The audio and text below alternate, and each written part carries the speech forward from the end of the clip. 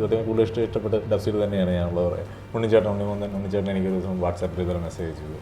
Hi Abhimanyu, this Unni Mukundan. ഇന്നതാണ് നിൻ്റെ ഒരു വില്ലൻ ക്യാരക്ടറാണ്.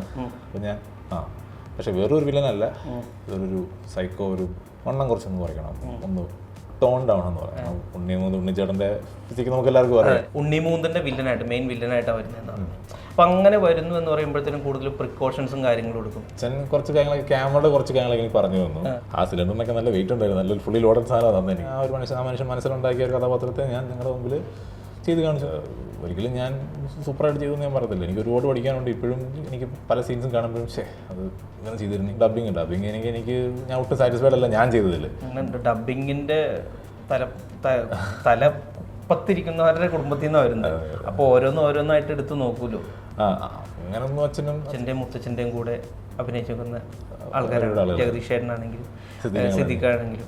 അപ്പോൾ അവരുടെ അടുത്തുനിന്നുള്ളൊരു എക്സ്പീരിയൻസ് ഒക്കെ എങ്ങനെയുണ്ട്? അങ്ങനെ അപ്പൂപ്പൻ്റെ കൂടെ അഭിനയിച്ചു, പിന്നെ അച്ഛൻ്റെ കൂടെ അഭിനയിച്ചു, ഇപ്പോൾ കൊച്ചുമോനെ കൂടെ അഭിനയിക്കുന്നു. അങ്ങനെ ഒരു അതൊക്കെ പറഞ്ഞില്ല, അങ്ങനെ എക്സ്പീരിയൻസ് ഒന്ന്. അപ്പോൾ ഞാനതെല്ലാം കേട്ട് എൻ്റെ കണ്ണൊക്കെ പറഞ്ഞു പോയി. ആ പോർഷനൊക്കെ അത് കേട്ടപ്പോഴത്തേക്ക് പല കാര്യങ്ങളൊക്കെ ഇങ്ങനെ ഓർക്കുന്നത്. വൈകുന്നേരം പിന്നെ കൊല്ലത്തൂടൊക്കെ ഒരു സുസുക്കിയുടെ സാമുറായി എന്നുള്ളൊരു ബൈക്കുണ്ട്, അതിൽ കൊണ്ട് കറങ്ങുന്നത്. സോഷ്യൽ മീഡിയ പറയുന്നത് വെച്ചിട്ടുണ്ടെങ്കിൽ നായകനെ കടത്തിവിട്ടൊരു വില്ലൻ എന്നാണ് പറയുന്നത്. പറയുന്നില്ല. പോലീസ് ഓഫീസർ ചെയ്യുന്ന ആഗ്രഹമുണ്ട് എനിക്ക്. ഒരു ടീച്ചർ ആവണമെന്ന് എനിക്ക് ആഗ്രഹമുള്ളതായിരുന്നു. എനിക്ക് കണ്ടിട്ടില്ല, ഞാൻ ആ ഫീൽഡിൽ ഇല്ലായിരുന്നു. ക്യാമറ വർക്ക് അടിപൊളിയാണ്. ഞാൻ പലതും കണ്ട് വായം പിടിച്ചിരുന്നിട്ടുണ്ട്. ഷോർട്സ് ഓരോ എടുത്തേക്കുന്ന ഷോട്ടുകളും അത് കില്ല് പോയി കണ്ടു. കാരണം കില്ല് വയലൻ്റ് ആണെന്ന് എല്ലാവരും ഇങ്ങനെ ഷൂട്ടിംഗ് സമയത്ത് പറയുന്നുണ്ട്. പക്ഷേ ഷൂട്ടിംഗ് നടക്കുന്നുണ്ട്, നമുക്ക് ഫ്രീ ടൈം കിട്ടുന്നില്ല. അപ്പോൾ എനിക്ക് മനസ്സിലായില്ല മാർക്ക് വേണ്ട അത്രയും വരുത്തില്ല എന്ന് എനിക്ക് മനസ്സിലായി. നമസ്കാരം.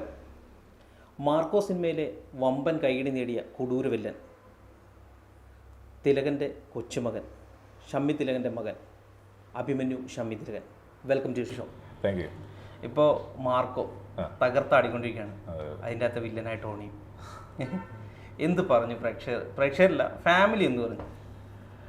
അച്ഛനമ്മ അങ്ങനെ പറയില്ല. പിന്നെ അവർ ഫസ്റ്റ് പടമായതുകൊണ്ട് അവർ കൂടുതലും സ്റ്റോറി ആയിരിക്കില്ലല്ലോ അവർ എൻജോയ് ചെയ്യുന്നത്. അവർ ഞാനെങ്ങനെ ചെയ്തു എന്നുള്ളതായിരിക്കും അവർ എൻജോയ് ചെയ്യുന്നത്. അപ്പം അമ്മയാണെങ്കിലും തിയേറ്ററിൽ സിനിമ കാണുമ്പോൾ കണ്ടെല്ലാം കഴിഞ്ഞ് വീട്ടിൽ വന്നപ്പോൾ പറഞ്ഞത് എനിക്കൊന്നും എൻജോയ് ചെയ്യാൻ പറ്റില്ല, നീ എങ്ങനെ ചെയ്തു, നീ ഓക്കെ ചെയ്തു. കാരണം അതാണ് അവരുടെ മനസ്സിലുള്ളത്. ഇനി ഒരു പക്ഷേ ഒന്നൂടെ കാണുമ്പോൾ അവർക്ക് ഓക്കെ ആവുമായിരിക്കും. ഒന്നൂടെ കാണുമ്പോഴേ അവർക്ക് സിനിമ എൻജോയ് ചെയ്യാൻ പറ്റുള്ളൂ. മാർക്കോ എന്ന് പറഞ്ഞ കഥാപാത്രം, ടോണി എന്ന് പറഞ്ഞ കഥാപാത്രം ഫസ്റ്റ് സിനിമയാണ്. ടോണി ആ കഥാപാത്രത്തിലേക്ക് എങ്ങനെ എത്തിപ്പെടുന്നത്? അത് ഫെബ്രുവരി 2024 ഫെബ്രുവരി 8-ാം തീയതി തോന്നുന്നു. ഉണ്ണിച്ചേട്ടൻ എനിക്കൊരു ദിവസം വാട്സാപ്പിൽ ഇതുപോലെ മെസ്സേജ് അയച്ചു. ഹായ് അഭിമന്യു, ദിസ് ഉണ്ണിമുകുന്ദൻ, ഇതുപോലൊരു പ്രോജക്റ്റ് ഞങ്ങൾ സ്റ്റാർട്ട് ചെയ്യുവാണ്. അപ്പോൾ ഇങ്ങനെ നമുക്ക് ഫ്രീ ആവുമെന്ന് ഇപ്പോൾ പറയാൻ. അപ്പോൾ ഞാൻ ഫ്രീ ആകുമ്പോൾ ഞാൻ വിളിച്ചു, ഉണ്ണിച്ചേട്ടനോട് സംസാരിച്ചു. അതിനുശേഷം ഹനീഫ് സാറോട് സംസാരിച്ചു. ഞങ്ങൾ നേരി കണ്ടു. അങ്ങനെയാണ് ഈ ഇതിലോട്ട് എത്തിപ്പെട്ടത്. പ്രൊഡ്യൂസർ തന്നെയാണ് ഡയറക്റ്റ് വിളിച്ചിരിക്കുന്നത്? പ്രൊഡ്യൂസർ തന്നെ. പ്രൊഡ്യൂസർ അതെ, ഉണ്ണിച്ചേട്ടനും പിന്നെ ഷെരീഫിക്കയും കൂടെയാണ് പ്രൊഡ്യൂസ് ചെയ്യുന്നത്. അതെ, നേരിട്ട് വിളിച്ചു. ഫസ്റ്റ് ഈ കഥാപാത്രത്തെ കുറിച്ച് കേട്ട് കഴിഞ്ഞപ്പോൾ എങ്ങനെയായിരുന്നു? ഇത്രയ്ക്കും ഞാൻ ഹനീഫ് സാറിനെ വിളിച്ചപ്പോൾ ഹനീഫ് സാർ ആദ്യം പറഞ്ഞു, എടാ നീ എനിക്ക് കുറച്ച് നല്ല ലെങ്തി ഹെയർ ഉണ്ടായിരുന്നു കുറച്ച് മുന്നേ. അപ്പോൾ ഞാൻ ആ ഫോട്ടോ കുറച്ചൊക്കെ ഇങ്ങനെ ആ ടൈമിൽ അപ്ലോഡ് ചെയ്തുകൊണ്ടിരിക്കുന്നുണ്ടായിരുന്നു. അപ്പോൾ ഈ ഫോട്ടോ കണ്ടിട്ട് ഹനീഫ് സാർ ചോദിച്ചു, നിങ്ങൾക്ക് ഇപ്പോഴും ആ മുടി ഉണ്ടോ എന്ന് ചോദിച്ചു. ഞാൻ ഇല്ല സാറേ, മുടി ഞാൻ വെട്ടി, ഒരു 2-3 ദിവസം മുന്നേ മുടി ഞാൻ വെട്ടി. അപ്പോൾ കുഴപ്പമില്ല, നിന്നെ എന്ന് കാണാൻ പറ്റും, നാളെ കാണാം. പിറ്റേ ദിവസം കണ്ടു. അപ്പോൾ അതിന് മുന്നേ എൻ്റെ അടുത്ത് ഫോണിൽ കൂടെ പറഞ്ഞതുപോലെ ഇന്നതാണ് നിൻ്റെ ഒരു വില്ലൻ ക്യാരക്ടറാണ്. അപ്പോൾ ഞാൻ പക്ഷെ വേറൊരു വില്ലനല്ല, ഇതൊരു സൈക്കോ, ഒരു ബ്രൂട്ടൽ, ഇങ്ങനത്തെ സാധനം എന്ന് പറയും. അപ്പോൾ വേറൊരു വില്ലന്മാർ പലരും ഉണ്ട്. പക്ഷേ ഇതുപോലത്തെ ഒരു സൈക്കോ എന്നല്ല, ഇങ്ങനത്തെ കുറേ ചെയ്യാനുള്ള ഒരു സാധനമുള്ളൊരു വില്ലൻ എന്ന് പറയുമ്പോഴത്തേക്ക് ഓക്കെ ഞാൻ റെഡിയാണ്. ഓക്കെ ഞാൻ കൂടുതൽ സ്റ്റോറി ആയിട്ട് പോലും ഞാൻ ഓക്കെ എന്ന് തന്നെ ഞാൻ പറഞ്ഞത്. പിന്നെ ബാക്കി പിറ്റേ ദിവസം കണ്ടു, ഇതുപോലെ വന്നിരിക്കും. ഞാൻ ഹനീഫ് സാർ ഇതുപോലെ വന്നിരിക്കുന്നു, ഞങ്ങളൊരു കഫേയിൽ വന്നതുപോലെ ഇരിക്കുന്നു, സംസാരിക്കുന്നു. പുള്ളി ആദ്യം കുറേ നേരം ഇങ്ങനെ ഇരുന്നിട്ട് എന്നെ ഇങ്ങനെ നോക്കൂ, ജഡ്ജ് ചെയ്യുക. അടിമുടി കുറച്ച് നേരം ഒരു 1-2 മിനിറ്റ് എന്നെ ഇങ്ങനെ ഇരുന്ന് നന്നായിട്ട് ഒബ്സർവ് ചെയ്തതിനു ശേഷം കഥ പുള്ളി ഇങ്ങനെ പറയുന്നു. അതിൻ്റെ കൂട്ടത്തിൽ തന്നെ എനിക്ക് മനസ്സിലായി പുള്ളി എന്നെ ഒബ്സർവ് ചെയ്യുന്നത് മനസ്സിലായി. എന്നിട്ട് കഥയൊക്കെ പറഞ്ഞു, ഒരു ബേസിക് സ്റ്റോറി ഇതാന്ന് പറഞ്ഞത്. എന്നിട്ട് ലാസ്റ്റ് എനിക്ക് സ്റ്റോറി ഓൾറെഡി ഇഷ്ടപ്പെട്ടു. പിന്നെ അതിനുശേഷം ഇതുപോലെ എല്ലാം കഴിഞ്ഞിട്ട് പറഞ്ഞു, നിൻ്റെ വണ്ണം കുറച്ചൊന്ന് കുറയ്ക്കണം, ഒന്ന് ടോൺ ഡൗൺ എന്ന് പറയാം. ഉണ്ണിച്ചേട്ടൻ്റെ ഫിസിക്ക് നമുക്ക് എല്ലാവർക്കും അറിയാം, അടിപൊളിയാണ്. അപ്പോൾ അതുമായിട്ട് പിടിച്ച് നിൽക്കണ്ടേ. അപ്പോൾ ഞാൻ ശരി സാർ ഓക്കെ ഞാൻ ചെയ്യാമെന്ന് പറഞ്ഞു. അങ്ങനെ അതിനുശേഷം ഞാൻ ഈ മെയ് 3-ാം തീയതിയാണ് ഷൂട്ട് തുടങ്ങുന്നത്. ആ ഒരു ഗ്യാപ്പിൽ എന്താ പറയുക, ഫെബ്രുവരി, മാർച്ച്, ഏപ്രിൽ, ആ ഒരു 3 മാസം ഗ്യാപ്പിൽ ഉണ്ടാക്കി കുറച്ച് ഷേപ്പ് ചെയ്തു. അധികം സമയം കിട്ടിയില്ല എനിക്ക്. 3 മാസം എന്ന് പറയുന്നത് ചെറിയൊരു ടൈമാണ്. എന്നാൽ ആ ടൈം കൊണ്ട് ഞാൻ ഈ പറഞ്ഞ ഡയറ്റ് ചെയ്തും 2 നേരം ജിമ്മിലും പോയി കുറച്ചൊക്കെ അഡ്ജസ്റ്റ് ചെയ്ത് ഉണ്ടാക്കി ഞാൻ. അങ്ങനെ കഥാപാത്രത്തിലേക്ക് എത്തിയത്. എത്ര കിലോ ആക്കണോ അങ്ങനെ എന്തെങ്കിലും പറഞ്ഞായിരുന്നോ?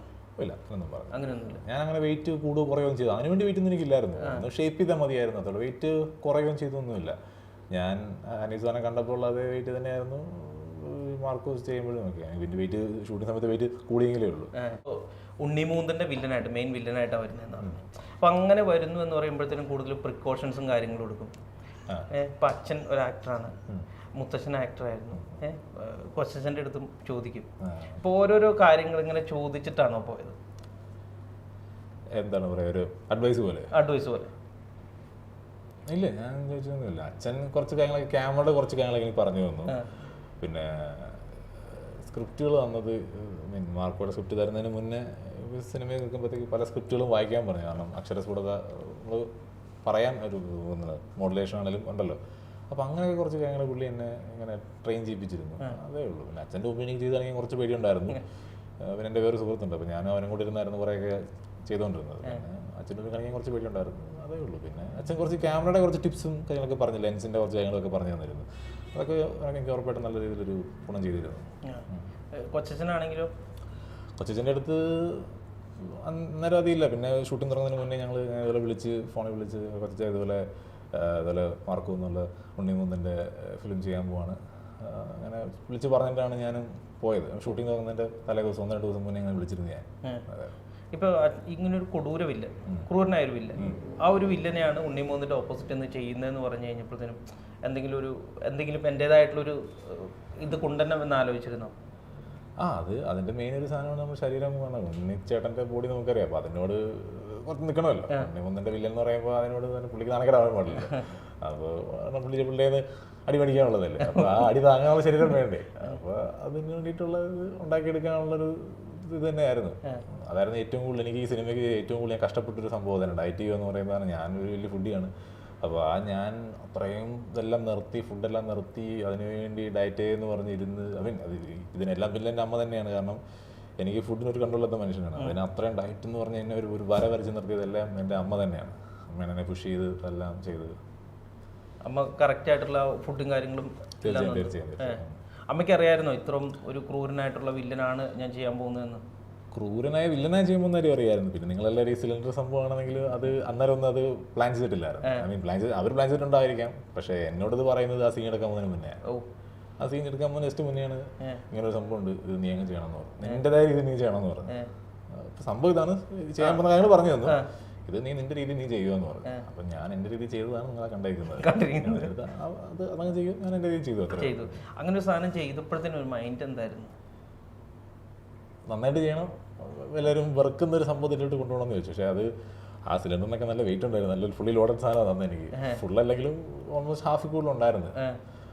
ഓക്കെ, ഇവരൊക്കെ നല്ല ലോഡായിട്ട് എനിക്ക് നന്നായിട്ട് ചെയ്യണം. എല്ലാവരും ആ ക്യാരക്ടർ വിടാൻ പാടില്ലല്ലോ. അത് ആ ഒരു ദേഷ്യം വെച്ചും ആ ഒരു വയലൻസ്, ആ ഒരു മനസ്സിലെ ആ ഒരു സൈക്കോ സംഭവം കാണിച്ച് അങ്ങ് ചെയ്തു. അത്രേ ഉള്ളൂ. അന്നേരം അതൊന്നും അറിയില്ല. നമ്മൾ എൻ്റെ അടുത്ത് ഹനീഫ് സാർ ചെയ്യാൻ പറഞ്ഞ് ചെയ്തു. കാരണം ഹനീഫ് അദേനി എന്ന് പറയുന്ന ഡയറക്ടറുടെ മനസ്സിൽ എന്ത് സാധനം ഉണ്ടോ അത് ഞാൻ നിങ്ങളെ പ്രേക്ഷകരെ കാണിക്കുക എന്നുള്ളതാണ്. ആ മനുഷ്യൻ്റെ മനസ്സിൽ കാണുന്ന ആ മനുഷ്യൻ മനസ്സിലുണ്ടാക്കിയ ഒരു കഥാപാത്രത്തെ ഞാൻ നിങ്ങളുടെ മുമ്പിൽ ചെയ്ത് കാണിച്ചു. അതെ, കാണിച്ചത്. ഒരിക്കലും ഞാൻ സൂപ്പറായിട്ട് ചെയ്തു ഞാൻ പറയത്തില്ല. എനിക്ക് ഒരുപാട് പഠിക്കാനുണ്ട്. ഇപ്പോഴും എനിക്ക് പല സീൻസും കാണുമ്പോഴും അത് ഇങ്ങനെ ചെയ്തിരുന്നെങ്കിൽ എന്ന് തോന്നിയപ്പോൾ ഒരുപാട് സീൻസ് ഉണ്ട്. പ്രത്യേകിച്ച് ഡബിങ് എനിക്ക് ഞാൻ ഒട്ടും സാറ്റിസ്ഫൈഡ് അല്ല ഞാൻ ചെയ്തതിൽ. എനിക്കത് കുറച്ചുകൂടെ ബെറ്റർ ആക്കാമെന്നുള്ളതാണ്. എനിക്ക് ഓൾമോസ്റ്റ് ഒരു 70-80% കണ്ടത് എനിക്ക് കുറച്ച് ബെറ്റർ ആക്കാമെന്ന് തോന്നിയത് തന്നെയായിരുന്നു. കാരണം ഡബിങ്ങിൻ്റെ തലപ്പത്തിരിക്കുന്നവരുടെ കുടുംബത്തിൽ നിന്നാണ് വരുന്നത്. അപ്പോൾ ഓരോന്നായിട്ട് എടുത്ത് നോക്കൂലോ. അങ്ങനൊന്നും അച്ഛനും അങ്ങനെ നോക്കിയിട്ടൊന്നുമില്ല. ഫസ്റ്റ് ഓഫ് ഓൾ ഡബിങ്ങിന് പോയ സമയത്ത് ഫസ്റ്റ് ഡേ ഞാൻ ഏറ്റവും സത്യം അഭിനയത്തെക്കാളും എനിക്ക് പാടുപെട്ടത് ഡബിങ്ങിന് തന്നെയായിരുന്നു. ഞാൻ കുറച്ച് വെള്ളം കുടിച്ചൊരു ഒരു പോർഷനായിരുന്നു ഡബ് ചെയ്തത്. ഫസ്റ്റ് ഡേ ഞാൻ ശരിക്കും കഷ്ടപ്പെടാൻ എനിക്ക് യാതൊരു ഐഡിയ ഇല്ല. അഭിനയം ഞാൻ ഒന്നിലും അച്ഛൻ ചെയ്യുന്നത് കണ്ടും അല്ലെങ്കിൽ മറ്റുള്ളവർ ചെയ്യുന്നത് കണ്ടുമൊക്കെ എനിക്ക് ഒരിതുണ്ട്. ഡബിങ് ഇതിന് മുന്നേ അച്ഛനോട് പലവണ പോയിട്ടുണ്ടെങ്കിലും ഇതെങ്ങനെ ചെയ്യുന്നുള്ള ഒരു യാതൊരു ഐഡിയ എനിക്കില്ലായിരുന്നു. ഫസ്റ്റ് ഡേ ഞാൻ ശരിക്കും വെള്ളം കുടിച്ചു, സെക്കൻഡ് ഡേ എനിക്ക് കുറച്ചൊരു ഐഡിയ കിട്ടി, തേർഡ് ഡേ ആയപ്പോൾ ഒരു കോൺഫിഡൻസ് ആയി, ഫോർത്ത് ഡേ ഞാൻ ഏകദേശം എല്ലാം ചെയ്ത് തീർത്തു. അല്ല അന്നേരം അച്ഛനോട് പറഞ്ഞില്ല അച്ഛൻ ഞാൻ ഡബ് ചെയ്യാൻ പോകുമ്പോഴത്തേന് എന്തെങ്കിലും ടിപ്സ് പറഞ്ഞു തരാമോ എന്ന് ചോദിച്ചില്ലായിരുന്നു? അങ്ങനെ ഡബിങ് ചെയ്ത സമയത്ത് അച്ഛനുണ്ട്, അച്ഛൻ കൂടെ ഉണ്ട്, ഫസ്റ്റ് ഡേ കൂടെ ഉണ്ട്. കൊല്ലത്ത് ഞങ്ങൾ ഒരുമിച്ചാണ് പോയത്. അപ്പോൾ അന്നേരം കുറച്ച് ടിപ്സൊക്കെ പറഞ്ഞു തന്നു, മൈക്കിൽ എങ്ങനെ നിർത്തണം, ഇന്ന പോർഷൻസ് വരുമ്പോൾ മൈക്ക് ഇവിടെ വെക്കണം, ചിലത് ഈ അലറി വിളിക്കുമ്പോഴൊക്കെയുള്ള ആ സംഭവമൊക്കെ അതൊക്കെ എനിക്ക് പറഞ്ഞു തന്നു. ടോണും കാര്യങ്ങളൊക്കെ ഡയലോഗിൻ്റെ ഒരു ടോൺ കാര്യങ്ങൾ വരുന്നുണ്ടല്ലോ. ടോൺ ഞാൻ ഓൾറെഡി ചെയ്തിട്ടുണ്ട്, അപ്പോൾ അതിന് കുഴപ്പമില്ല. പിന്നെ ഡബ് ചെയ്യുമ്പോഴത്തേക്ക് ഇപ്പോൾ മൈക്ക് ഇവിടെ ഇരിക്കുമല്ലേ, ഇപ്പം എനിക്ക് ദൂരെയുള്ള ഇപ്പം മാർക്കോ എന്ന് വിളിക്കണം, മാർക്കോ എന്ന് ഉറക്കെ വിളിക്കേണ്ട ആവശ്യമില്ല, മാർക്കോ നോക്കിയപ്പോൾ നമ്മളിവിടെ മാർക്കോ എന്ന് വിളിച്ചാൽ മതി, അപ്പോൾ അത് മൈക്കിൽ അത് കറക്റ്റ് കിട്ടിക്കോളൂ. അപ്പോൾ ആ ഒരു ഡിഫറൻസ് ഒക്കെ എനിക്ക് ആ ഒരു സംഭവം, ആ ലോജിക്ക് മൈക്കിൻ്റെ നിൽക്കുമ്പോൾ അലറി വിളിച്ച് എനിക്ക് മൈക്കിൻ്റെ അടുത്ത് മാർക്കോ അങ്ങ് നിൽക്കുന്ന മാർക്കോ അലറി വിളിക്കുമ്പോഴത്തേക്ക് മൈക്കിൻ്റെ സാധനം പോകും, ഡൈഫ്രം പോകും. അപ്പോൾ അതിനനുസരിച്ച് ഞാൻ ഡിസ്റ്റൻസും പിടിച്ച് എന്ന ആ ഒരു ഇതിൽ വിളിക്കുക, അത് ചെയ്യുന്നവർക്ക് മനസ്സിലാവും. അതൊക്കെ എനിക്ക് അച്ഛൻ പറഞ്ഞു തന്നെ. അപ്പോൾ അങ്ങനെയൊക്കെ കുറച്ച് കാര്യങ്ങളൊക്കെ പറഞ്ഞു വെച്ചിട്ട് ഞാൻ അങ്ങ് ചെയ്ത് പോയത്, മൈക്കിൻ്റെ എവിടെ നിൽക്കണം എന്നൊക്കെ പറഞ്ഞു തന്നു. അപ്പോൾ ഇതിൻ്റെ അകത്ത് കൂടുതലായിട്ടും ഹനീഫ് ആദേനി എന്ന് പറഞ്ഞൊരു ഡയറക്ടർ, കാരണം കൂടുതലായിട്ടും ബ്രോഡ് ഇതല്ല ഡയറക്ടർ പറഞ്ഞു, അതുപോലെ തന്നെ കാര്യങ്ങളെല്ലാം ചെയ്തു. എത്രത്തോളം പുള്ളി ഇമ്പോർട്ടൻ്റ് ആയിട്ട് നിൽക്കുന്നുണ്ട് എങ്ങനെ ഈ ബ്രോഡ് ഈ ക്യാരക്ടർ ബിൽഡ് ചെയ്യാനായിട്ട്? അയ്യോ, അത് ഫുൾ ക്രെഡിറ്റ് ഫുൾ ഹനീഫ് സാറിന് തന്നെയാണ്. ഓഫ് കോഴ്സ് ആ മനുഷ്യൻ തന്നെയാണ് എല്ലാം ചെയ്തിരുന്നത്. ഞാനത് ജസ്റ്റ് നിങ്ങളുടെ മുമ്പിൽ കാണിച്ചതേ ഉള്ളൂ. ആ ക്യാരക്ടർ എങ്ങനെ ആവണം, എങ്ങനെ ചെയ്യണം എന്നുള്ളതെല്ലാം ഹനീഫ് സാറിൻ്റെ കൺസെപ്റ്റുള്ള മനുഷ്യൻ തന്നെയാണ്. അതേ ഉള്ളൂ. ആ ഫുൾ ക്രെഡിറ്റ് മനുഷ്യൻ ആ മനുഷ്യന് തന്നെയാണുള്ളത്. ഇപ്പം ഇതിൻ്റെ അകത്ത് ബ്രോഡ് കൂടെ അഭിനയിച്ചേക്കണമെന്ന് പറഞ്ഞാൽ അച്ഛൻ്റെയും മുത്തച്ഛൻ്റെയും കൂടെ അഭിനയിച്ചേക്കുന്ന ആൾക്കാരാണ്. ജഗദീഷ് ചേട്ടനാണെങ്കിലും സിദ്ദിഖാണെങ്കിലും. അപ്പം അവരുടെ അടുത്തുനിന്നുള്ളൊരു എക്സ്പീരിയൻസ് ഒക്കെ എങ്ങനെയുണ്ട്? അത് ജഗദീഷ് അങ്കിൾ ഓഫ്കോഴ്സ് അച്ഛനായിട്ട് എൻ്റെ ഫിലിം ഫീൽഡിലുള്ള സിനിമയിൽ ഇറങ്ങിയപ്പോൾ എൻ്റെ ആദ്യത്തെ അച്ഛനായിട്ട് അഭിനയിക്കുന്ന ആൾ ജഗദീഷ് അങ്കിൾ തന്നെയാണ്. അപ്പോൾ പുള്ളിയുടെ അഭിനയിക്കാൻ ഭയങ്കര രസമായിരുന്നല്ലോ. പുള്ളി ഭയങ്കര ഒരു സെറ്റിൽ നിൽക്കുമ്പോൾ ഒരു ഭയങ്കര ഒരു ഓറയെന്ന് പറയത്തില്ലേ, ഭയങ്കര ഒരു എനർജിയാണ് പുള്ളി നിൽക്കുമ്പോൾ. നമ്മളെല്ലാം എന്നെ ഒരുപാട് ടിപ്സും ഞാനൊക്കെ പറഞ്ഞു തന്നു. ആ മൈക്കുന്ന സീനിലൊക്കെ ആണെങ്കിൽ പോലും ഒരുപാട് ടിപ്സും ഞാനൊക്കെ പറഞ്ഞു തന്നു. അത് ഇങ്ങനെ ചെയ്താൽ കുറച്ചുകൂടെ നൈസായിരിക്കും, അല്ലെങ്കിൽ പറയേണ്ട രീതികൾ മനസ്സിലായി. അപ്പോൾ അങ്ങനെയൊക്കെ. പിന്നെ പുള്ളി അവിടെ ഉണ്ടെങ്കിൽ തന്നെ ഭയങ്കര രസമാണ് സെറ്റിലൊക്കെ. എന്താ പറയുക, ഒരു ഹാപ്പി മൂമെന്റ്, ഒരു ഹാപ്പി മൂഡാണ്, ഒരു പോസിറ്റിവിറ്റിയാണ് ആ മനുഷ്യനിൽ നിന്ന് നമുക്ക് കിട്ടുന്നത്. അപ്പോൾ നമുക്ക് തന്നെ ചെയ്യാനും ഒരു മോട്ടിവേഷൻ ആയിരിക്കും. സിദ്ദിഖങ്ങൾ ഞാൻ ഒറ്റ സീനിലേ ഉള്ളൂ. അപ്പോൾ അതിലാണെങ്കിൽ പോലും ഒരു ഷോട്ടുണ്ട്, ടൈറ്റ് ഷോട്ടാണ്. അപ്പോൾ അതിനകത്ത് ഞാൻ ഇങ്ങനെ കയ്യിൽ കിസ് ചെയ്തിട്ട് ഇങ്ങനെ പോകുമ്പോഴത്തേക്ക് ഉണ്ണിച്ചേട്ടൻ കയറി ഇങ്ങനെ എൻ്റർ ചെയ്യുന്നൊരു സീനാണ്. സിദ്ദിഖങ്ങൾ ഇങ്ങനെ നോക്കി നിന്ന് പുള്ളി പറഞ്ഞില്ല, അഭിനയിക്കുന്നത് ഞാൻ പറയാം, അന്നേരം നീ എടുത്താൽ മതി. കറക്റ്റായിട്ട് ഉണ്ണിച്ചേട്ടൻ എൻ്റർ ആകുമ്പോഴത്തേക്ക് കറക്റ്റായിട്ട് എടുത്താൽ ഷോട്ടാണ്, അടിപൊളി ഷോട്ടാണ്. ഞാൻ ഇങ്ങനെ ഫുൾ കൈ കിസ് ചെയ്തിട്ട് ഇങ്ങനെ ഫേസ് ഇങ്ങനെ പൊക്കം ഉണ്ണിച്ചേട്ടൻ എൻ്റർ ചെയ്ത് വരും. അതൊക്കെ ആ സീനൊക്കെ സിദ്ദിഖങ്ങൾ പറഞ്ഞിട്ട് ഞാൻ കറക്റ്റായിട്ട് ആ ടൈമിംഗ് എല്ലാം കറക്റ്റ് പുള്ളിയുടെ, അത് അവരുടെ എക്സ്പീരിയൻസിൻ്റെയാണ്. ആ ടൈമിങ് പക്ക അതൊക്കെ തന്നെ ഒരുപാട് ഇതിൽ ചെയ്തിട്ടുണ്ട്. ഇവർ സെറ്റിലിരിക്കുമ്പോഴും എന്തെങ്കിലും പഴയ കാര്യങ്ങൾ അച്ഛൻ്റെ കൂടെ അഭിനയിച്ചതോ അല്ലെങ്കിൽ മുത്തച്ഛൻ്റെ കൂടെ അഭിനയിച്ചോ അങ്ങനെ എന്തെങ്കിലുമൊക്കെ പറഞ്ഞു തന്നിരുന്നു? ഇല്ല, ചെയ്ത് ഞങ്ങൾ പറഞ്ഞ് അങ്ങനെ അപ്പൂപ്പൻ്റെ കൂടെ അഭിനയിച്ചു, പിന്നെ അച്ഛൻ്റെ കൂടെ അഭിനയിച്ചു, ഇപ്പോൾ കൊച്ചുമോനെ കൂടെ അഭിനയിക്കുന്നു, അങ്ങനെ ഒരു അതൊക്കെ പറഞ്ഞില്ല. അങ്ങനെ എക്സ്പീരിയൻസിനെ പറ്റി ഒന്നും പറഞ്ഞിട്ടൊന്നുമില്ല. കൂടുതലായിട്ട് അങ്ങനെയുള്ളൊരു സംസാരവും കാര്യങ്ങളൊന്നും പോയില്ല. ഇല്ല. ഇപ്പോൾ ഈ ഒരു ചിത്രത്തിൽ ഇപ്പോൾ കഴിഞ്ഞ ദിവസം ശോഭിച്ചേട്ടൻ പറയണ്ടായി, എൻ്റെ കൂടെ ഒന്ന് ചെറുപ്പം മുതൽ എന്ന് പറഞ്ഞാൽ 1 വയസ്സുള്ളപ്പം മുതൽ എൻ്റെ കൂടെ ഉണ്ടായിരുന്ന എൻ്റെ ചേട്ടൻ്റെ കൊച്ചാണ് ബൈക്കിൻ്റെ കൂടെ എന്ന് പറയുന്നത്. അപ്പോൾ അതൊക്കെ കേട്ട് കഴിഞ്ഞപ്പോഴത്തേനും എനിക്കാണെങ്കിൽ ഒരു ഭയങ്കര ഒരു ഞാനത് കണ്ടു, ഞാൻ ഇന്നാ കണ്ടു, എനിക്ക് നേരെ വായിച്ചു തന്നു.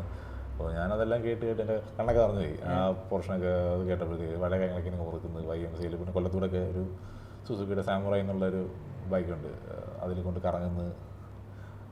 എനിക്ക് ഇഷ്ടമല്ലായിരുന്നു ആരും പുള്ളിയുടെ ബൈക്കിൽ പിടിക്കുന്നതൊക്കെ.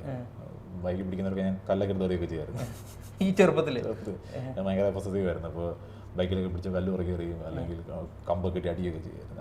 അങ്ങനെ കുറേ പേർക്ക് ഇതിപ്പോൾ ഈ വീഡിയോ കാണുന്നവർക്ക് അറിയാം ഞാൻ ആരൊക്കെ ചെയ്തിട്ടുണ്ടെന്ന് അറിയാം. അവരൊക്കെ ഇപ്പോൾ ഒരു പക്ഷേ പറയുമായിരിക്കും, അല്ലെ കമൻറ്റ് ചെയ്യുമായിരിക്കും. ഈ ഫുൾ ടൈം ശോഭിച്ചൻ്റെ കൂടെ തന്നെ ആയിരുന്നു? കൊച്ചിലെ ശോഭിച്ചന് ഇവിടെ കൊല്ലത്തായിരുന്നു, YMCAയിലായിരുന്നു താമസിച്ചിരുന്നത്. അപ്പോൾ ആ ടൈമിൽ വീട്ടിലായിരുന്നു, അവരുടെ വീട്ടിൽ തന്നെ വരികയൊക്കെ ചെയ്യാം. അപ്പോൾ അന്നേരം ഉണ്ടായിട്ടുള്ളൊരു മെമ്മറീസാണ് ഇതൊക്കെ. അപ്പോൾ ആ സമയത്ത് അച്ഛൻ കൂടുതലും ഷൂട്ടും കാര്യങ്ങളൊക്കെ ആയിട്ട് പോകുമ്പോഴത്തേനും കൊച്ചിൻ്റെ അടുത്തേക്ക് പോകുന്നതാണോ അതോ കൊച്ചമ്മ എടുത്തുകൊണ്ട് പോകും, അങ്ങനെയായിരുന്നു? അത്രയ്ക്കൊന്നും എനിക്ക് ഓർമ്മയില്ല. അത് കഴിഞ്ഞിട്ട് അവരങ്ങോട്ട് താമസം മാറിപ്പോയി.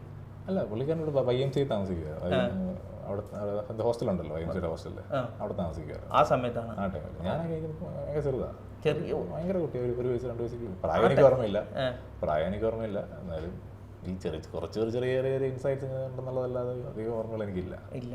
ഇപ്പോൾ മുത്തച്ഛൻ്റെ കയ്യിൽ നിന്ന് എന്തൊക്കെ പാഠങ്ങളാണ് പഠിച്ചിരിക്കുന്നത് അഭിനയത്തിൻ്റെ കാര്യത്തിൽ?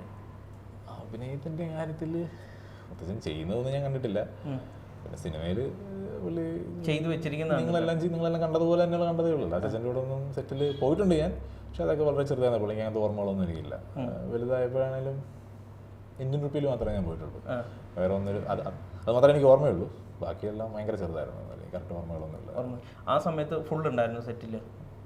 ഉണ്ടായിരുന്നു കാണും, എനിക്ക് അറിയത്തില്ല. അല്ല, ഈ ഇന്ത്യൻ റുപ്പിയോ ഇല്ല, അച്ഛനുള്ള പോർഷൻസിൽ മാത്രമേ ഉണ്ടായിരുന്നുള്ളൂ.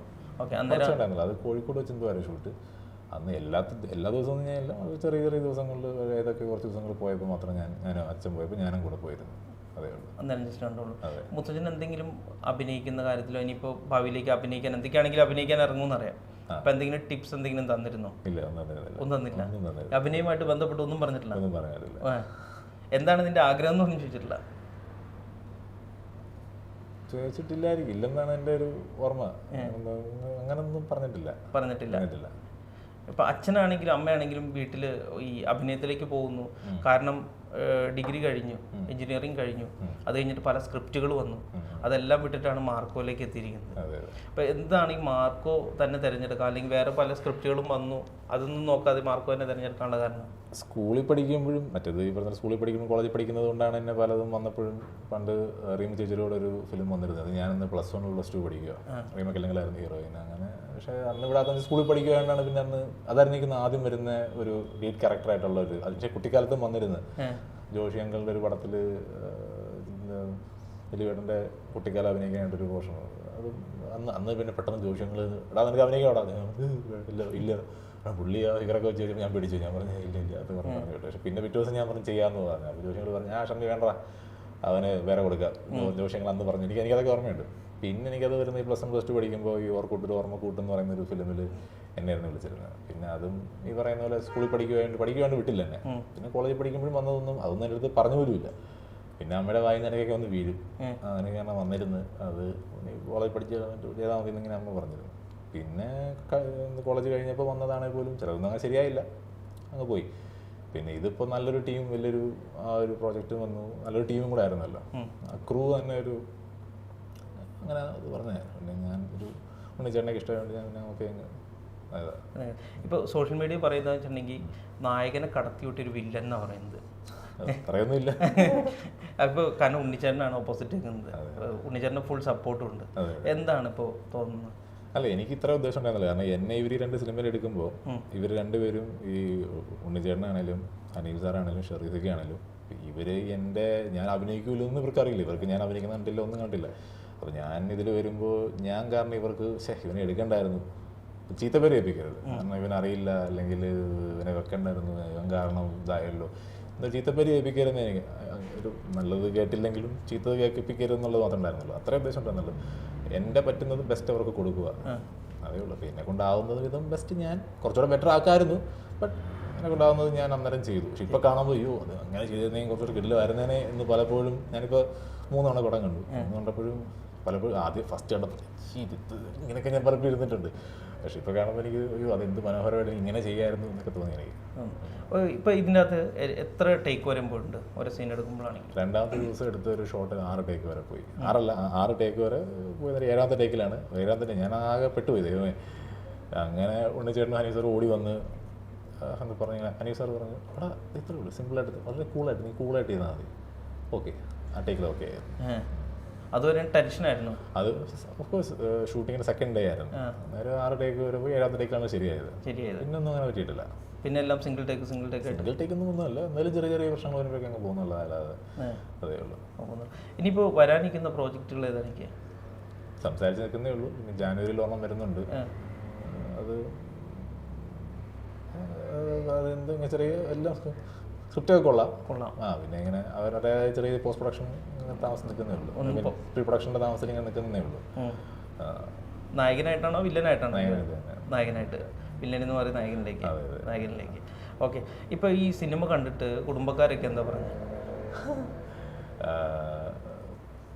കുറേ പേര് വിളിച്ചു, അമ്മയുടെ വീട്ടിൽ നിന്നായാലും അച്ഛൻ്റെ സൈഡിൽ നിന്നായാലും ഒരുപാട് പേര് വിളിച്ചു, കുറേ പേര് മെസ്സേജ് അയച്ചു. പിന്നെ നാട്ടിലാത്തവരൊക്കെ വാട്സാപ്പ് ഓഡിയോ ഒക്കെ അയച്ചിട്ടാണെങ്കിലും കുറേ പേര് കൊള്ളാമെന്നും എന്തു ചെയ്ത് എന്നൊക്കെ പറഞ്ഞ് മെസ്സേജ് അയച്ചു. ആണോ? ഈ കഥാപാത്രം കണ്ടിട്ട് ആർക്കെങ്കിലും പേടിയായോ? കുടുംബക്കാർക്കൊക്കെ പേടിയൊന്നും അറിയത്തില്ല, അല്ലാതുള്ള ഒരുപാട് പേര് വിളിച്ചിട്ട് മെസ്സേജുകളാണ് കോമഡി. ഇൻസ്റ്റാഗ്രാമിലും ഫേസ്ബുക്കിലും ഒക്കെ ഒരുപാട് പേര്, കൂടുതലും ആണുങ്ങളാണ് ഏറ്റവും കൂടുതൽ, നാല് നീ അത് ചെയ്തല്ലോ, എൻ്റെ നീ ഇവിടെ ഇപ്പം അടുത്തങ്ങനെ ഉണ്ടായിരുന്നെങ്കിൽ നിന്റെ മോത്ത പിടിച്ചാൽ വിത്തിൽ വരച്ചേനെ, കല്ല് പറക്കി എറിഞ്ഞേനെ, ഓർമ്മ തന്നേനെ എന്നൊക്കെ കൂടുതലാണ്. പെണ്ണുങ്ങൾ അങ്ങനെയല്ല, പെണ്ണുങ്ങൾ നേരെ ഓപ്പോസിറ്റ് കൊള്ളാൻ നന്നായിട്ട് ചെയ്തിട്ടുണ്ട്. വളരെ കുറച്ച് പെണ്ണുങ്ങളെ ഉള്ളൂ പറഞ്ഞേക്കുന്നത് കൈ കെട്ടി ഒരെണ്ണം കൊടുക്കണമെന്ന് പറഞ്ഞേക്കുന്നത്. ഞാൻ ഇരുന്നെല്ലാം വായിക്കും ഒരുപാട്. ഇപ്പോൾ കഴിഞ്ഞ ദിവസം വന്ന് ഇന്ന് വരെയുള്ള, ഇന്ന് എനിക്ക് കുറച്ച് വായിക്കാൻ പറ്റുകയാണ്, ഇൻ്റർവ്യൂസും കാര്യങ്ങളായിട്ട് ഞാൻ പോയി. പക്ഷേ അതുവരെയുള്ളത് എല്ലാ മെസ്സേജസും ഞാൻ വായിക്കാറുണ്ട്. എല്ലാം റിപ്ലൈ എടുക്കാൻ പറ്റത്തില്ലായിരിക്കും, പക്ഷേ എല്ലാം പറ്റുന്ന ഞാനിരുന്ന് വായിക്കാറുണ്ട്. ഞാൻ എല്ലാ കമൻറ്റുകളും, മിക്ക കമൻസ് ആണെങ്കിലും മെസ്സേജസ് ആണെങ്കിലും എല്ലാം ഞാൻ വായിക്കാറുണ്ട്. അല്ലാതെ റിപ്ലൈ എടുക്കാൻ അതുപോലെ മെസ്സേജസ് വരുന്നുണ്ട്. അല്ല എല്ലാവർക്കും ഇഷ്ടപ്പെട്ടു, അപ്പോൾ അത് എല്ലാത്തിനും കൊടുക്കാൻ പറ്റുന്ന സാഹചര്യം അല്ല. അതാണ്. ഇപ്പോൾ അച്ഛൻ സിനിമ കണ്ടിട്ട് ഓരോ സീൻ ബൈ സീനായിട്ട് കണ്ടിട്ട് എന്തെങ്കിലും പറഞ്ഞിരുന്നോ? അഭിനയിക്കുന്നുണ്ടെന്നും പറഞ്ഞില്ല, ഡബിങ്ങിൻ്റെ കാര്യത്തിൽ മാത്രം പറഞ്ഞു. ഞാനത് അങ്ങോട്ട് പറഞ്ഞു, അത് ഇതായല്ലേ, കാരണം എനിക്ക് ഡബിങ് വളരെ നന്നായിട്ടുണ്ടെന്നാണ് പ്രേക്ഷകരെല്ലാം പറയുന്നത്. പക്ഷേ അവർക്ക് ഇതിനു മുന്നേ ഞാൻ ചെയ്ത് എൻ്റെ അവർക്ക് ഓക്കെ ആയിരിക്കാം, പക്ഷേ അവർക്ക് വേറെ കുഴപ്പം ഫീൽ ചെയ്തു. പക്ഷേ എനിക്ക് പേഴ്സണലി കണ്ടപ്പോഴത്തേക്ക് എനിക്കത് ഒട്ടും, ഞാനിപ്പോൾ എൻ്റെ അടുത്ത് ഞാനിപ്പോൾ ചെയ്തത് കണ്ട് എന്നെ റേറ്റ് ചെയ്യാൻ പറഞ്ഞാൽ ഞാൻ ചിലപ്പോൾ ഒരു 10 ഡബ് ചെയ്തത് ഒരു 3-4 മാർക്കുമല്ല ഞാൻ കൊടുക്കുള്ളൂ. 4 കൂടുതലാണെന്ന് ഞാൻ പറയുള്ളൂ, 4 മാർക്കേ ഞാൻ കൊടുക്കുള്ളൂ ഞാൻ ഡബ് ചെയ്ത് കണ്ടിട്ട്. എനിക്ക് അത്ര അങ്ങോട്ട് കുറച്ചുകൂടെ സ്മൂത്ത് ആക്കാൻ, നൈസ് ആക്കായിരുന്നു എന്ന് എനിക്ക് തോന്നി പലതും. ഓക്കെ, അച്ഛൻ എന്തൊക്കെയാണ് എടുത്ത് പറഞ്ഞു? അച്ഛൻ ഇത് തന്നെ വന്നു, ഡബിങ് കുറച്ചുകൂടെ നൈസ് ആക്കായിരുന്നു എന്ന് പറഞ്ഞിരുന്നു. ഇപ്പോൾ ഈ ഒരു സിനിമ മോഹം തുടങ്ങുന്നത് എപ്പോഴാണ്? അത് കുട്ടിക്കാലം തൊട്ട് എനിക്കുള്ള ആഗ്രഹം തന്നെയാണ്. കാരണം അവരെ കണ്ട അച്ഛനെ അപ്പൂപ്പനെ എനിക്ക് ആ ഒരു പാത പിന്തുടർന്ന് പോകണമെന്ന് തന്നെയായിരുന്നു എൻ്റെ ആഗ്രഹം. എന്നിട്ട് കുട്ടിക്കാലത്ത് ചെയ്തില്ലാതെയോ? വീട്ടുകാർ ചെയ്തില്ലെന്ന്, എനിക്ക് കയറുമ്പോൾ നല്ലൊരു എൻട്രി വേണം എന്ന് എനിക്ക് ആഗ്രഹം ഉണ്ടായിരുന്നു. പിന്നെ മോശം കൂടുതൽ സെറ്റിലായിട്ട് കയറിയാൽ മതി എന്നുള്ളൊരു ആഗ്രഹം തന്നെയായിരുന്നു. ഇപ്പം എന്താ ചെയ്യുന്നത്? ഇപ്പോൾ എഞ്ചിനീയറിംഗ് കഴിഞ്ഞ് പിന്നെ വേറെ ഒരു ഫ്രണ്ട്സായിട്ട് ബിസിനസ് ഒക്കെ ചെയ്തു. പിന്നെ VFXും കാര്യങ്ങളൊക്കെ ആയിട്ട് ഞാൻ VFX പഠിച്ചായിരുന്നു. അരീന എന്ന് പറയുന്ന ഇൻസ്റ്റിറ്റ്യൂട്ടിൽ പോയി ഞാൻ VFX പഠിച്ചായിരുന്നു. എഡിറ്റിങ്ങും കാര്യങ്ങളും പഠിച്ചു. ഫിലിം മേക്കിംഗ് ഞാൻ കുറച്ച് പഠിച്ചു, പക്ഷേ കണ്ടിന്യൂ ചെയ്യാൻ പറ്റില്ല. അപ്പോഴേക്കും കോവിഡൊക്കെ വന്ന കാരണം അതങ്ങ് മുടങ്ങിപ്പോയി. പിന്നെ ബാക്കി ഞാൻ കണ്ടിന്യൂ ചെയ്തില്ല. അതാണ് കാരണം. ഈ ഫാമിലിയിൽ ഏറ്റവും കൂടുതൽ സപ്പോർട്ട് ചെയ്യണ അമ്മ തന്നെ. എന്തൊക്കെയാണ് അമ്മ പറഞ്ഞു തന്നെ അഭിനയിക്കാൻ പോകുമ്പോൾ? അങ്ങനെ അഭിനയിക്കാൻ പോകുമ്പോൾ അങ്ങനത്തെ എക്സ്പീരിയൻസ് നമുക്കില്ലല്ലോ. നമ്മളെ സപ്പോർട്ട്, നമ്മുടെ പുഷ്, ആ ഒരു പില്ലർ ഉണ്ടല്ലോ, അത് അമ്മ തന്നെയായിരുന്നു. എങ്ങനെയാണ് ഇപ്പോൾ ഏതെങ്കിലും ഒരു കഥാപാത്രം ചെയ്യുമ്പോൾ ഈ കഥാപാത്രത്തെ കുറിച്ച് പറഞ്ഞിരുന്നു അമ്മയുടെ അമ്മ ഞാൻ ഇങ്ങനെയാണ് ചെയ്യാൻ പോകുന്നത്? അത് പിന്നെ ഹനീഫ് സാർ സ്റ്റോറി പറഞ്ഞപ്പോഴത്തേക്ക് ഞാൻ വീട്ടിൽ വന്ന് അതേപോലെ അത് ഓർത്ത് വെക്കണമല്ലോ, എറണാകുളത്ത് കേട്ട് കൊല്ലം പോലെ ഓർത്ത് വെക്കണമല്ലോ, അങ്ങനെ മറന്നു പോരത്തില്ല. എന്നിട്ട് ഞാൻ എൻ്റെ ഒരു ഫ്രണ്ടും കൂടെ പോയത്, ഞങ്ങളുടെ കൂടെ പോയി കേട്ട് തിരിച്ച് വീട്ടിൽ വന്ന് സംസാരിച്ചു. എനിക്കൊന്ന് കാറി വരുന്ന വഴിക്കാൻ കഥ പറഞ്ഞാണ് ഞങ്ങൾ വന്നത്. ഞാനും എൻ്റെ കൂട്ടുകാരനുണ്ടായിരുന്നു, ചേട്ടനും വണ്ടി ഓടിക്കുമ്പോൾ ഞങ്ങൾ കഥ ഇങ്ങനെ പറഞ്ഞാണ് വന്നത്. ഓക്കെ, എന്നിട്ട് അമ്മ ഇത് കേട്ട് കഴിഞ്ഞപ്പോൾ എന്താ പറഞ്ഞു? മോനെ ഇത്രയും വലിയത് അങ്ങനെയൊന്നും പറയുന്നില്ല. ഞാൻ ഓക്കെ, അമ്മയെ കൊണ്ട് ചെന്നൊക്കെ ഇഷ്ടമാണ്, നമുക്ക് ചെയ്യാൻ നല്ലത് നോക്കിയിട്ട് ചെയ്യാമെന്ന് പറഞ്ഞതല്ലോ. അത് അങ്ങനത്തെ ജഡ്ജ്മെന്റ് ഒന്നും അമ്മ അങ്ങനെ ചെയ്യാറില്ല. അങ്ങനത്തെ ഒരു അങ്ങനെ സിനിമാപരമായ അഡ്വൈസ് ഒന്നും അമ്മ അങ്ങനെ നമുക്ക് തരാൻ അറിയില്ലല്ലോ. അമ്മ ജസ്റ്റ് ബേസിക്കലി ബാക്കിയുള്ള ഹെൽപ്പ് ഒക്കെ അമ്മയ്ക്ക് ചെയ്യാൻ പറ്റുള്ളൂ. ഡയറ്റോ അല്ലെങ്കിൽ അങ്ങനെയുള്ള കാര്യങ്ങളൊക്കെയാണ് അമ്മ കൂടുതൽ ഫോക്കസ് ചെയ്യുന്നത്. ശരീരം നോക്കാനായിട്ട് അമ്മ ശരീരം നോക്കുന്ന അങ്ങനെ പറയുന്നില്ല. ഞാൻ ഈ എന്നെ ഇങ്ങനെ മോൾഡ് ചെയ്തെടുക്കുന്നതിലുള്ളൊരു സംഭവം മാത്രമേ അമ്മ ചെയ്തിട്ടുള്ളൂ. എന്തൊക്കെയാണ് മോൾഡ് ചെയ്യാനായിട്ട് അമ്മ ചെയ്തിരിക്കുന്നത്? ബേസിക്കലി ഫുഡും പിന്നെ സത്യം അതൊക്കെ തന്നെ ഉള്ളൂ. പിന്നെ ഇതിൽ പറയും, എന്താ പറയുക, എല്ലാവരും നല്ല രീതിയിൽ പെരുമാറും. ഞാൻ അധികം ഇൻട്രോവേർട്ട്, അധികം പോയി അങ്ങോട്ട് സംസാരിക്കാൻ പോകത്തില്ല. എവിടെയെങ്കിലും ഒരു മൂലയ്ക്ക് ഇടിച്ചാൽ അവിടെ മൂലയ്ക്ക് മാറിയിരിക്കുന്ന ഒരു ടൈപ്പാണ് ഞാൻ. അപ്പോൾ ഷൂട്ടിങ്ങിന് പോകുവാണെങ്കിൽ നമ്മൾ ആ ഒരു മൂലയ്ക്ക് എപ്പോഴും മാറി ഇരുന്ന് കഴിഞ്ഞാൽ ഈ ഒരു ഇതിൽ പറ്റത്തില്ലല്ലോ. അപ്പോൾ എല്ലാവരും സംസാരിക്കണം. കാരണം ഞാനൊരു നല്ലൊരു ഇൻട്രോവേർട്ട്, ഭയങ്കര ഒരു കട്ട ഇൻട്രോവേർട്ടാണ് ഞാൻ. അപ്പോൾ മൂലയ്ക്ക് മാറിയിരിക്കുക. അപ്പോൾ അതുകൊണ്ട് പോയി അങ്ങോട്ട് ചെന്ന് സംസാരിക്കണം നീ. അപ്പോൾ ഞാൻ മാക്സിമം അങ്ങോട്ട് ചെന്ന് സംസാരിക്കാനുള്ള ആ ഒരു ഇതൊക്കെ ചെയ്യണമെന്ന് പറഞ്ഞിരുന്നു. അങ്ങനെയൊക്കെ സംഭവങ്ങൾ അമ്മ കുറച്ച് കാര്യങ്ങളൊക്കെ പറഞ്ഞു തന്നെ, അതൊക്കെ ഉള്ളൂ. മാറ്റിയെടുത്തോ? ഞാൻ എല്ലായിടത്തും ഓടിയിടന്ന് സംസാരിക്കുകയാണ്. ഇപ്പം ആരാണ് ആ സെറ്റിലുള്ള ഏറ്റവും അടുത്ത സുഹൃത്താരാ? മാർക്കോലും അങ്ങനെ ഇന്നാന്നൊന്നുമില്ല. എല്ലാവരും മേക്കപ്പ് ടീം എന്നൊക്കെ പറഞ്ഞാൽ ഞങ്ങൾ മേക്കപ്പ് എൻ്റെ മേക്കപ്പ് പടത്തിൽ മേക്കപ്പ് എന്താണ് സുധി സുരേന്ദ്രൻ, സുധി ചേട്ടനും സുധിൻ്റെ ടീമുണ്ട്, ബാക്കി SS കമ്പനിയുടെ ടീം.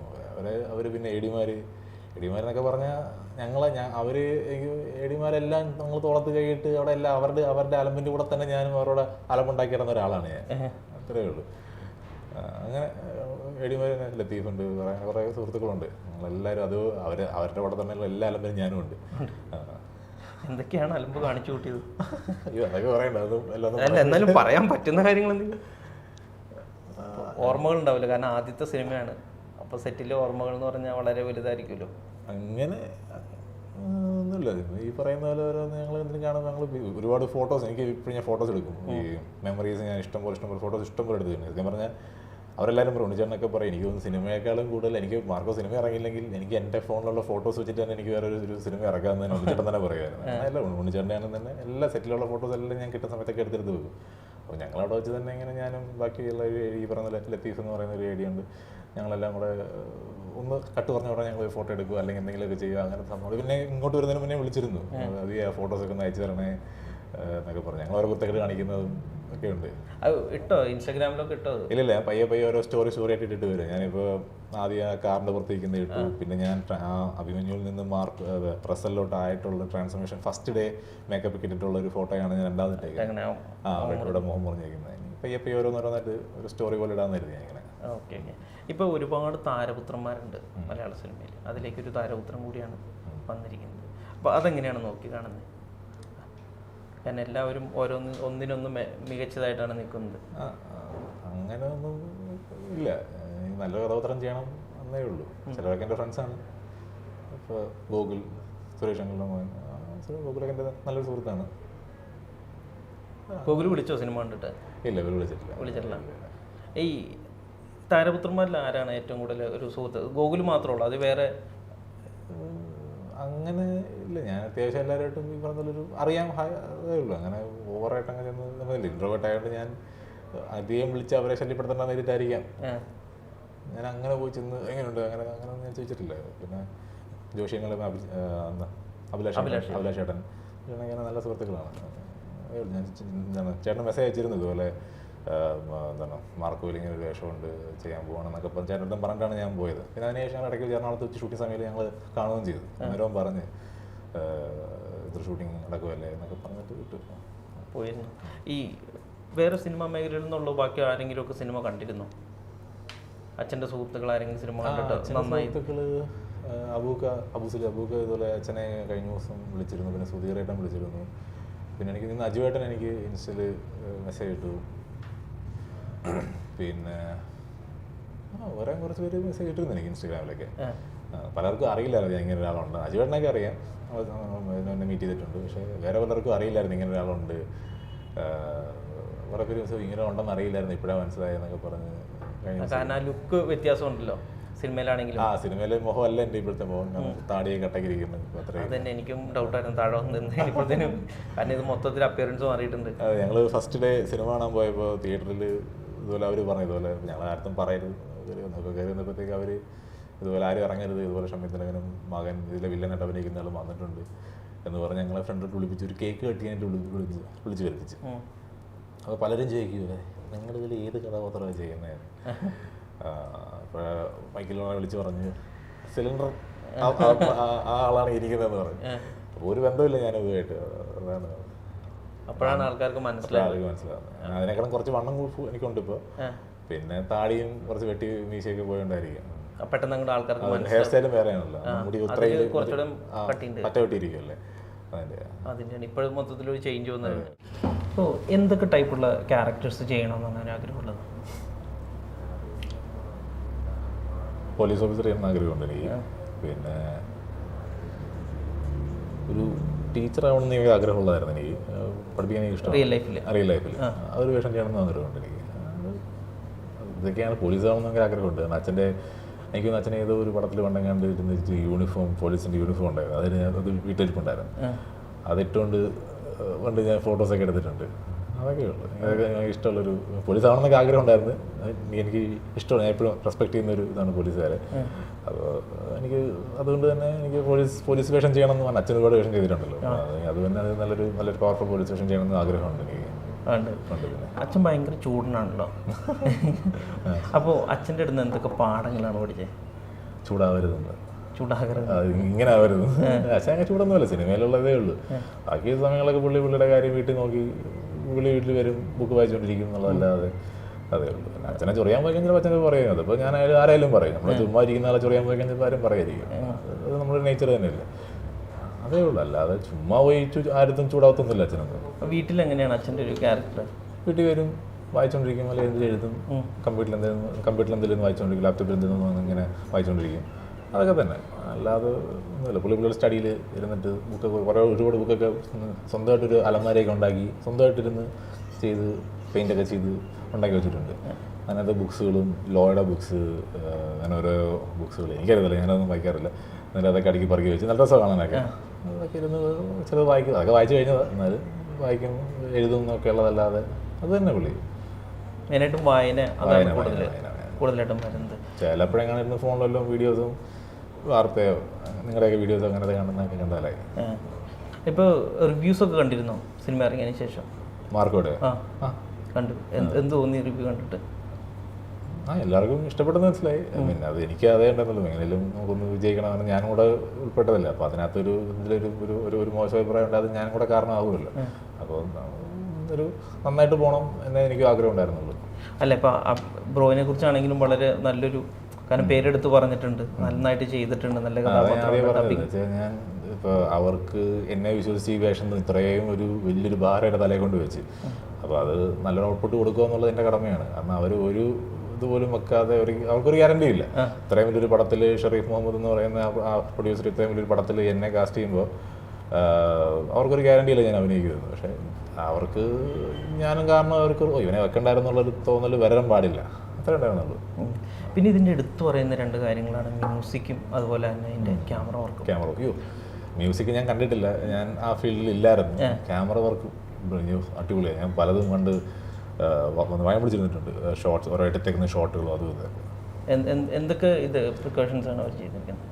പ്രിക്കോഷൻസിൻ്റെ അല്ല, ചന്ദ്രു സാറ് ശരിക്കും ഏറ്റവും നല്ല ക്യാമറമാനാണ് അദ്ദേഹം. അതെ, ചന്ദ്രു സാർ ശരിക്കും കഷ്ടപ്പെട്ടു. കാരണം ഈ പറയുന്ന പോലെ നമ്മൾ ആക്ടേഴ്സ് കഷ്ടപ്പെട്ട പോലെ തന്നെ ക്യാമറമാനും അവിടെ ഇരുന്ന് നല്ല കഷ്ടപ്പെട്ടു. ക്യാമറമാനും ടീമും ക്രൂ ഫുൾ അവിടെ ഇരുന്ന് നല്ല പണിയെടുത്തിട്ട് തന്നെയാണ് ഓരോ ഷോട്ട്സ് നിങ്ങൾ കണ്ട ഓരോ ഷോട്ട്സ് നിങ്ങൾ പറഞ്ഞില്ല, സൂപ്പർ ഷോട്ട്സ് ഒന്നും പറഞ്ഞില്ല, അതെല്ലാം അവരതേപോലെ കഷ്ടപ്പെട്ടിട്ട് ആ പറയുന്ന പോലെ വേർപ്പ് ചോരയാക്കിയിട്ട് അവരും പണിഞ്ഞിട്ട് തന്നെയാണ് ചെയ്തിരിക്കുന്നത്. അത്രത്തോളം ശരിക്കും അവിടെ ഒരു ഷോട്ടുണ്ടല്ലോ, ആ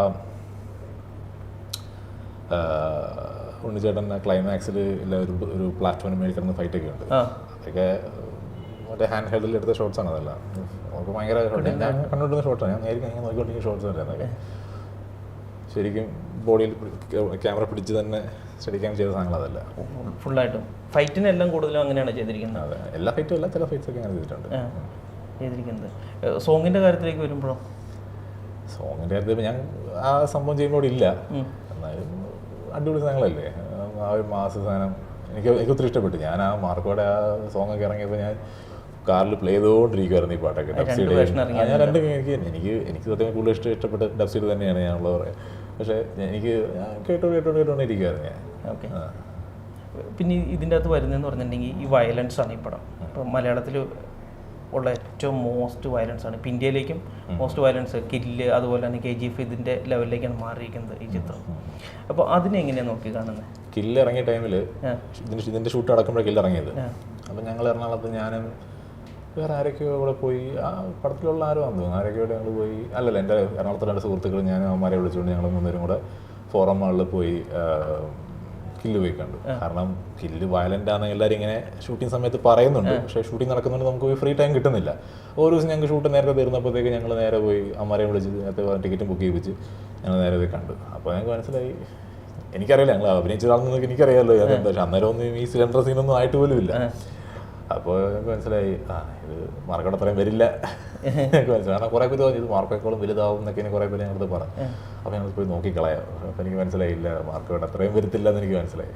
ഓക്കെ. ഇതിനകത്തുണ്ട് സ്റ്റിൽ അത്രയും ആയിട്ട് മനസ്സിലായി. ഇല്ല, അപ്പോൾ മാർക്കോ തന്നെയായിരിക്കും ബെഞ്ച് മാർക്കായിട്ട് നിൽക്കണേ, വയലൻസ് മോസ്റ്റ് വയലൻസിലേക്ക് തന്നെ നിൽക്കുന്നത്. അത് തന്നെ ആയിരിക്കും. കാരണം ഇനി ഒരെണ്ണം വരുവാണെങ്കിൽ ഇതിനെ കടത്തി വിട്ട് ഉണ്ണിച്ചേട്ടൻ ചെയ്തു. ഉണ്ണിച്ചേട്ടനൊക്കെ എന്തോരം കഷ്ടപ്പെട്ടാണ് ചെയ്ത്. അതിനെ കടത്തി വിട്ട് വേറൊരാൾ വന്നാൽ ഓക്കെ അതേ ഉള്ളൂ. ഉണ്ണിച്ചേട്ടൻ്റെ വാക്കുകൾ എങ്ങനെയായിരുന്നു ഇതിനകത്ത്? കാരണം നേരിട്ട് കണ്ടുകൊണ്ട് വന്ന ഒരാളാണ് ഉണ്ണിച്ചേട്ടൻ.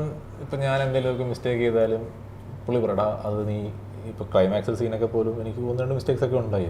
ഇപ്പോൾ എന്നെ വഴക്ക് പറഞ്ഞില്ല, നീ ഇങ്ങനെ ചെയ്യുക. അത് വേറെ ഒന്നും കൊണ്ടല്ല, ഞാൻ ബെറ്റർ ആക്കാൻ വേണ്ടി തന്നെ പറയുന്നതാണ്. എടാ നീ ഇങ്ങനെ ചെയ്യും, നീ ഇത് അങ്ങനെ നിൽക്കുന്ന ഇങ്ങനെ ചെയ്യുക, ഞാൻ അത് ബെറ്റർ ആക്കാൻ തന്നെ നോക്കിയിട്ടേ ഉള്ളൂ. എന്താണ് ഇൻ്റർവൽ ഫൈറ്റിനാണെങ്കിൽ പോലും ഇതുപോലെ തന്നെ എടാ നീ കുറച്ചുകൂടെ ഇതായിട്ട് ചെയ്യുക എന്നൊക്കെ പറഞ്ഞ് എന്നെ മോട്ടിവേറ്റ് ചെയ്തിട്ടേ ഉള്ളൂ. അതൊക്കെ തന്നെ.